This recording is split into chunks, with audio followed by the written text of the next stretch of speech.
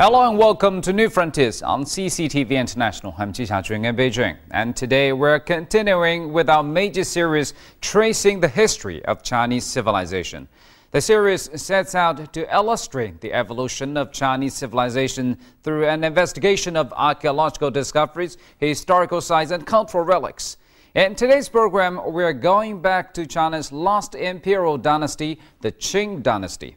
Under the Qing Dynasty, China's territory was larger than at any time previously, and its civilization reached new heights. However, in the middle of the 17th century, the country was ravaged by warfare and flooding, and the newly established Qing Dynasty was facing a dire situation. The imperial court was forced to resort to desperate measures in order to consolidate its power.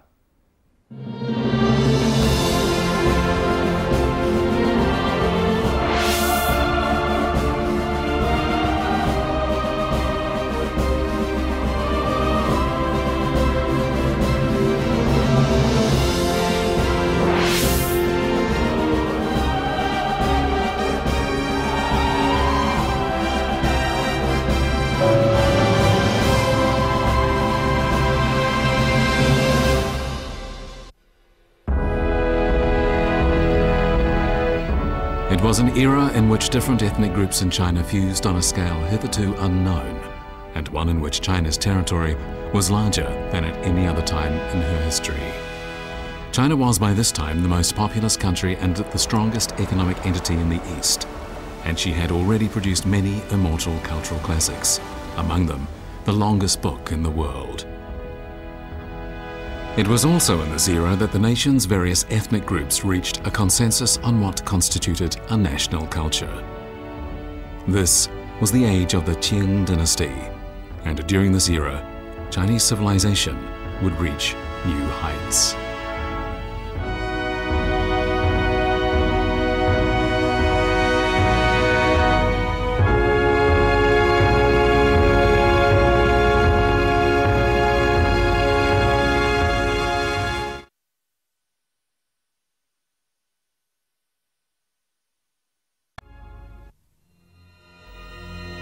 The year 1644 saw the beginning of the Shunzhi reign of the Qing Dynasty.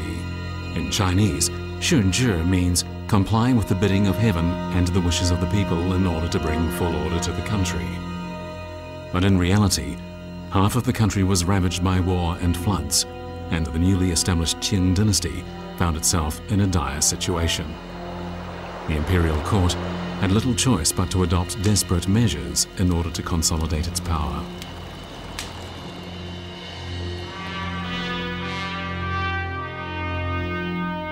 In its later years, the preceding dynasty, the Ming Dynasty, had been constantly troubled by wars, and as a result, various water conservancy works had fallen into disrepair.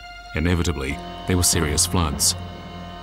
At the time, the course of the lower reaches of the Yellow River ran from Henan Province into Jiangsu Province and joined the Huaihe River and the Grand Canal near the city of Huayin. The Grand Canal cut through the Huaihe River from south to north to flow further north in a 90-kilometer-long section of the Yellow River. Silt brought down by the Yellow River was choking its course, and the long-neglected dikes were giving way, causing flooding.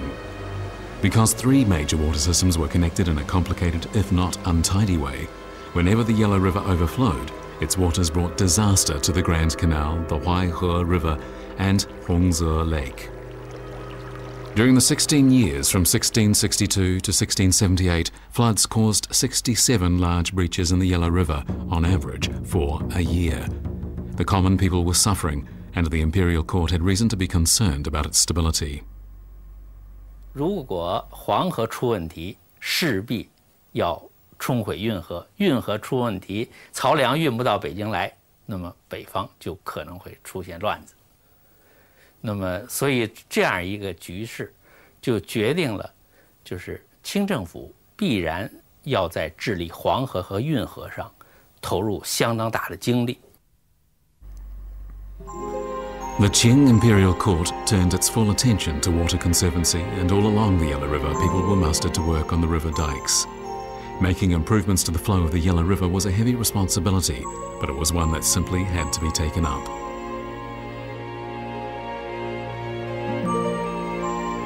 During the reign of Qing Dynasty Emperor Kangxi, water conservancy experts summed up the experience and knowledge of their predecessors and came up with a two-pronged strategy.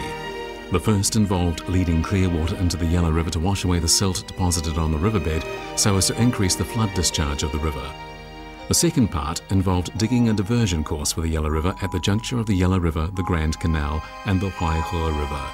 This plan aimed at preventing the silty water of the Yellow River from damaging and blocking the Grand Canal.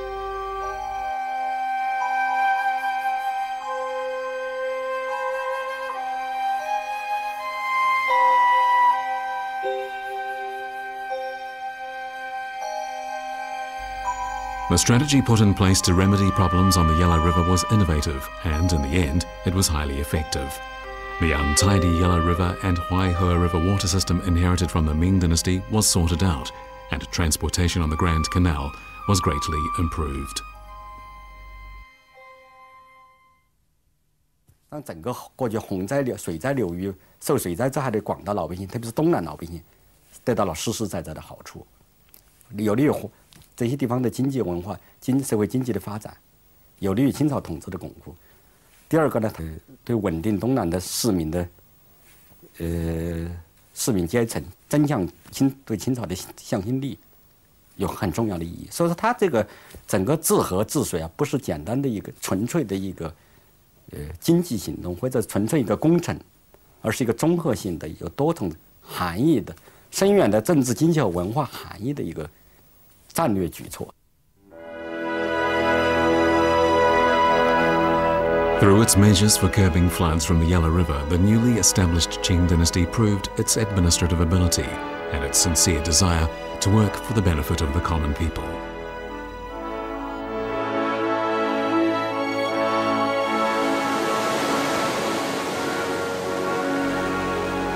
In the 1680s, government officials and thousands of workers devoted their wisdom and labour to reinforcing the Yellow River dikes. They were carrying out an essential mission brought upon them by the times in which they lived.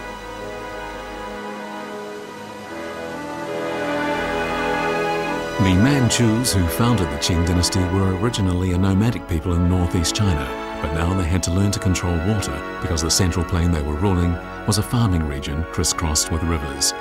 All the previous rulers of China had understood the importance of water conservancy, and the Manchus had to inherit this tradition if they wanted to integrate themselves with the civilization of the central plain.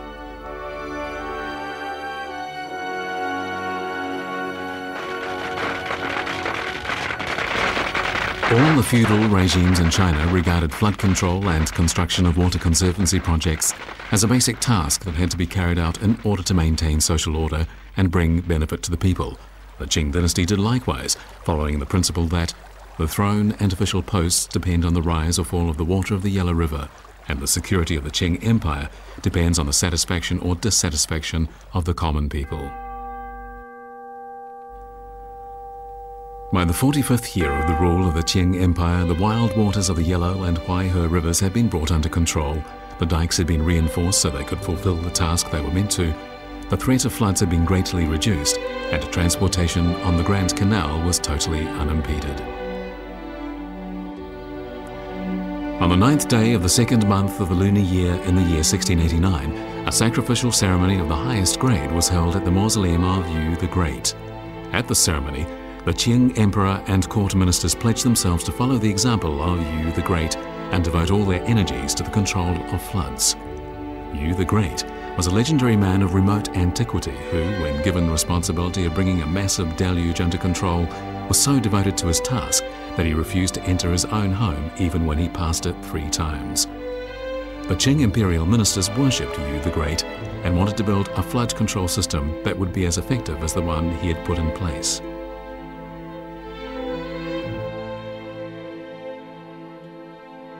He 的危机意识也很强，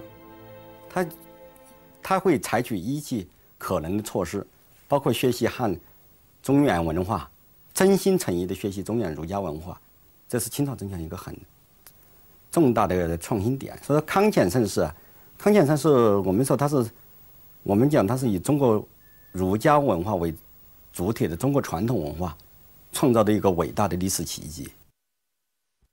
Such practical initiatives as the water conservancy projects went a long way to consolidating Qing power. The imperial court was also keen to build up its position by ideological means too. To this end, the principle of respecting Confucius and reading the Confucian classics was stressed to lay a foundation for a unified national culture. This is the temple of Confucius in Qufu in Shandong province. Many kings and emperors in feudal China made special trips here to pay homage to Confucius, but the emperors of the Qing Dynasty made the ceremony of sacrifice to Confucius even more special. When Emperor Kangxi arrived at the shrine of Confucius and paid respect to the great master of Chinese culture, it was with the highest level ritual. He knelt down 3 times and kowtowed 9 times. He then wrote an inscription concerning Confucius which read, "Model of Virtue and Learning." He went even further by paying respect to the tomb of Confucius in the most solemn manner. The sincere respect Emperor Kangxi was showing for Confucius was meant to convince the scholars of the Han ethnic majority that he had come to pay homage to Confucius not only as the new ruler of China, but also as a genuine disciple of Confucius. He was holding the grand ceremony to show that he had totally integrated himself with traditional Chinese culture. Confucian teachings had dominated mainstream ideology in China since the Han Dynasty 2,000 years ago. From its founding,